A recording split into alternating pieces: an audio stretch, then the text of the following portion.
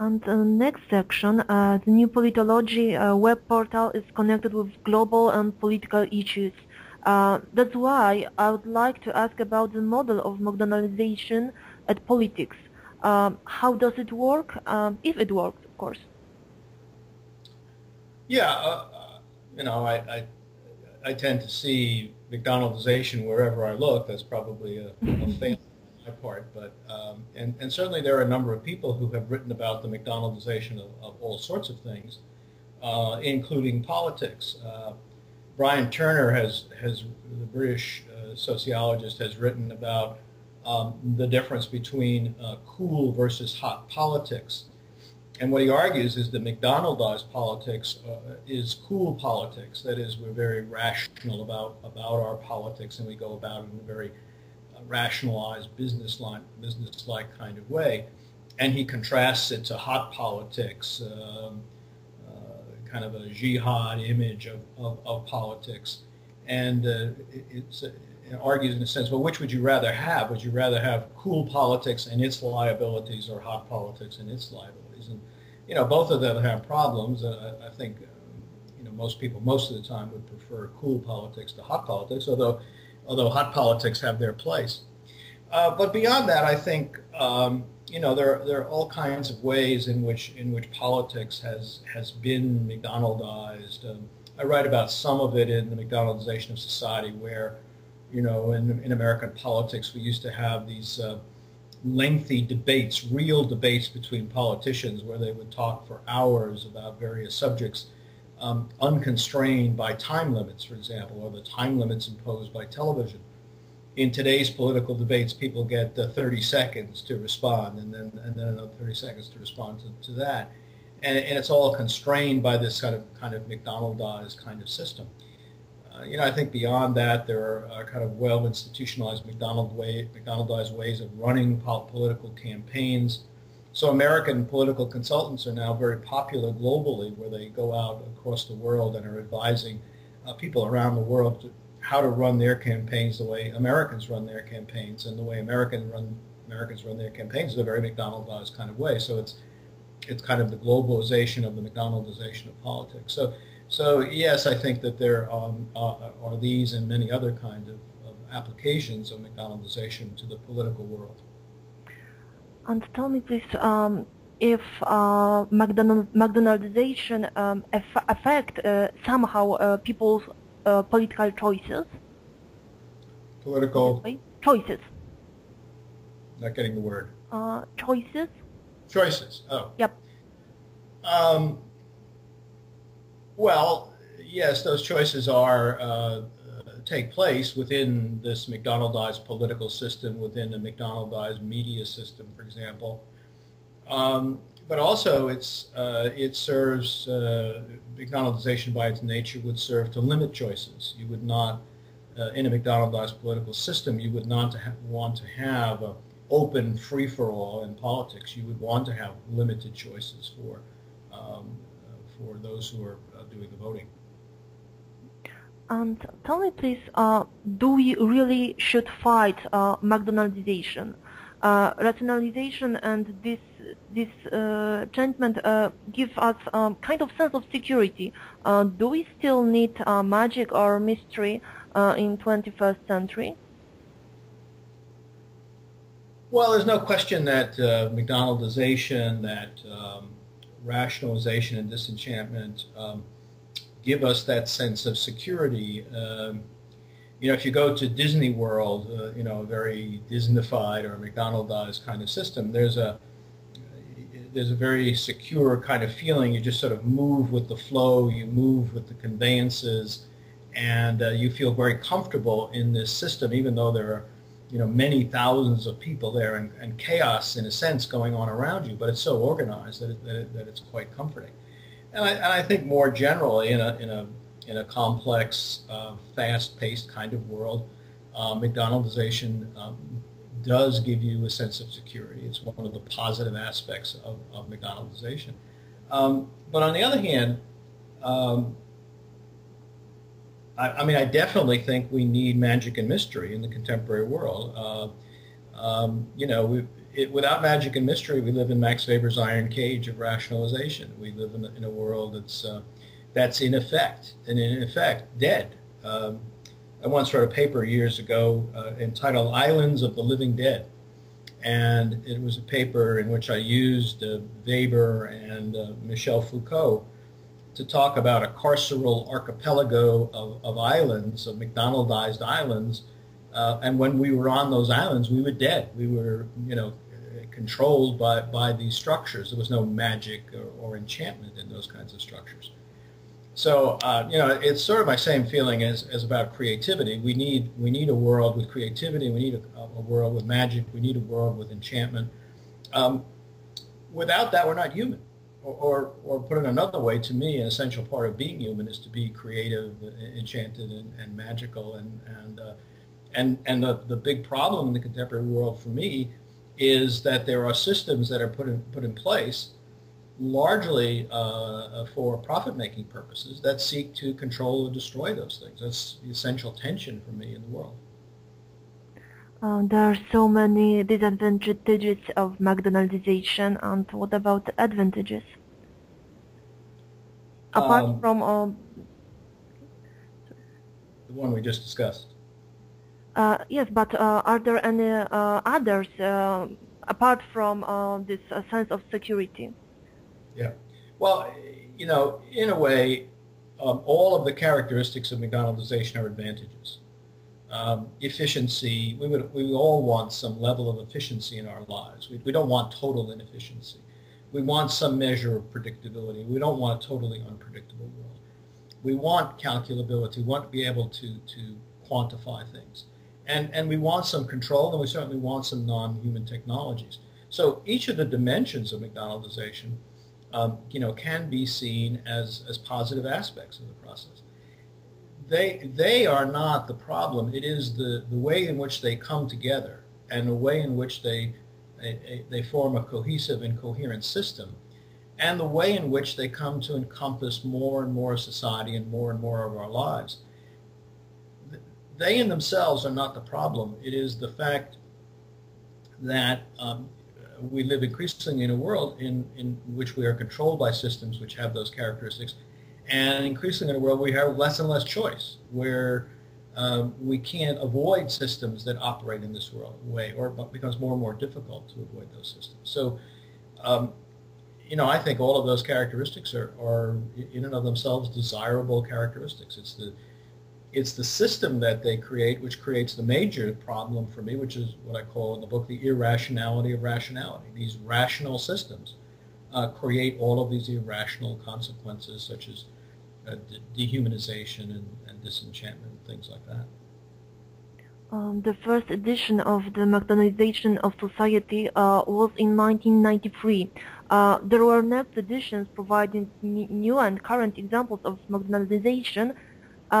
What has changed in the model of McDonaldization, if it changed? I don't think the basic model of McDonaldization has changed. I think I think the reason, this month the 20th anniversary edition is coming out, the new edition of the book. So it's had a long and successful life and sold lots of copies and been translated into lots of languages. And I think it has succeeded because what it describes continues to be accurate, and beyond that, it is a phenomenon which is much greater today than it was 20 years ago. The McDonaldization is a much broader process, a much more global process. So I think to the degree that it's changed, it's really changed only at the margins. Again, I come back to efficiency, predictability, calculability, and control through non-human technology.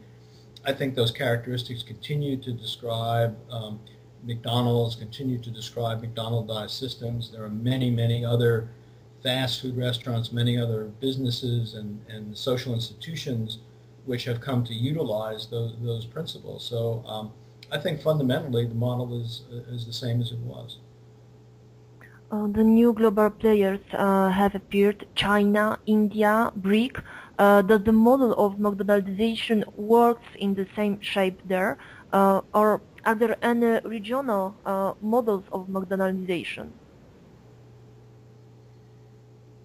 Well, of course, on the one hand, McDonald's and other American fast food chains and other kinds of McDonaldized systems have succeeded very much in these other societies, especially China.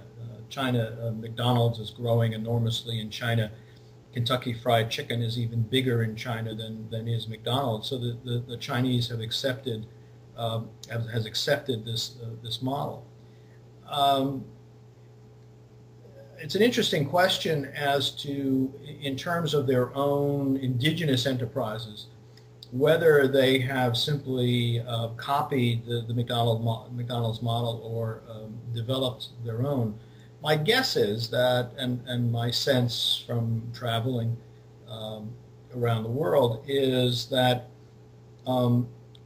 it's more a question of the tremendous success of the McDonald's model has led other countries and businesses in other countries to at least start with that model and then to adapt it to the realities that they find themselves in their particular country. I mean, just as McDonald's adapts at the margins in various countries around the world, especially in its menu, I think that these developments in other countries, must, I think, start with the McDonald's model and then adapt it to its own realities. Whether there are alternative models that are succeeding in other countries and are going to succeed globally, I'm not sure. I don't know. I don't know the answer to that question. Go out and study it. The idea of consumption tax sounds a little bit controversial. How should it work? How the consumption tax can reduce the consumption? Is it even possible? Well, that gets the question of the desirability and undesirability of consumption. I mean, on the one hand, of course, we all consume. We all need to consume in order to survive. So the problem is not consumption. The problem is consumerism, or what I've sometimes called hyperconsumption, where we consume more than we need, more than we can use, more than we can afford, and people go deeply into debt. And of course, that's a big factor in the huge economic crisis that started in the United States in 2007 and worked its way around the world. So the problem lies in consumption at that level, and the problem lies in the fact, of course, that capitalism, which historically focused on production and exploitation of the workers, is now increasingly focused on consumption, and how can you constantly increase the level of consumption and lead people to increase their level of consumption. Leslie Sclair, a British Marxist scholar, talks about the culture ideology of consumerism, and he makes the point that what the capitalist businesses have had to do globally is to create this culture ideology of consumerism and to convince people throughout the world that this is what they need to do. In any case, so I think that it's consumerism that needs to be contained and controlled, not consumption. And a consumption tax would serve to do that. If people were paying a tax over and above, what they were paying, what they would have to pay for the goods, that would serve to reduce consumerism. The problem with a consumption tax is that it taxes everybody equally, and so the poor pay the same. Unless you had a graduated consumption tax, usually you talk about a flat consumption tax. But if you had a graduated consumption tax, that would affect the rich more than the poor. But usually it's a flat tax, and so that would affect poor people much more. And poor people are mostly buying what they need to survive, and so it would be unfair in that regard. But I think some sort of system like that to seek to control what the capitalist seeks to inflame, right? So the capitalist seeks to inflame consumerism. A tax would serve to control it to some degree. Tell me, please, is the economical crisis affecting Europe, Greece, Italy, is able to change the process of McDonaldization in Europe, for example? Yeah.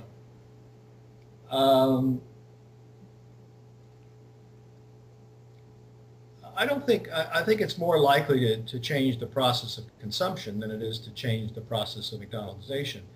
I mean, after all, McDonaldization, its roots are in inexpensive food, in low-priced food, in food that large numbers of people can afford, and it's a system that lends itself well to kind of the mass production of low-priced, modest quality kinds of goods and services. So I think actually, in an odd way, the economic recession would help McDonaldization. Although there are many places in the world where McDonald's is considered an expensive place to eat, and people can't afford to go there. It's considered to be a nice night out or a nice date. Exactly. So there is that reality.